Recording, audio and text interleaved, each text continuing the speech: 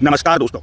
कोई भी उपाय सिर्फ कोई वस्तु किसी को देने से नहीं हो जाता, हमें अपनी नेचर बदलनी होती है। आप सिर्फ नेचर बदल लेंगे तो उपाय हो गया समझो। आप अपनी नेचर को बदलिए, उपाय की ज़रूरत ही नहीं पड़ेगी।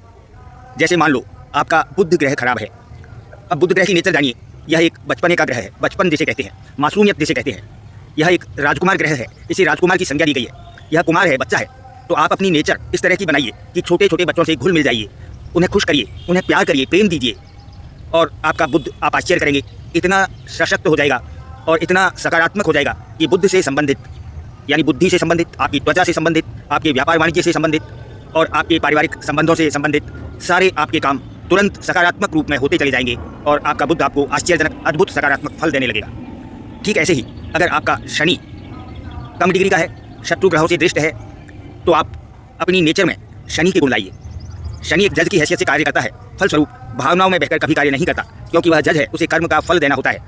वह कभी भी भावनाओं में बहकर कार्य नहीं करेगा, प्रैक्टिकल होकर, बिल्कुल व्यावहारिक होकर चतुराई और चालाकी से कार्य करेगा। आप अपने जीवन में, अपनी नेचर में चतुराई और चालाकी का समावेश कीजिए, प्रैक्टिकल होकर कार्य करिए। शनि आपका सकारात्मक होगा, आपको आश्चर्यजनक अद्भुत सकारात्मक फल देने लगेगा। इसी तरह से शुक्र आपका कमजोर है, तो आप अपनी नेचर में शुक्र के गुण उत्पन्न कीजिए। कोशिश कीजिए कि आप हर एक के साथ मधुर व्यवहार करें, स्वच्छ और साफ कपड़े पहनें, घर में खुशबू लगाएं और ऑफ वाइट कलर के कपड़े अधिक यूज़ करें। आपके व्यवहार में इतना ज़बरदस्त परिवर्तन आ जाएगा और चेहरे में एक ओज आ जाएगा, एक तेज आ जाएगा, एक आकर्षण आ जाएगा, व्यवहार में मधुरता और आकर्षण आ जाएगा। और शुक्र सकारात्मक होकर आपको धन धान्य संपत्ति और समस्त भौतिक सुख भोगने के अवसर देगा और साधन देगा, उन्हें उपभोग करने के योग भी बनाएगा।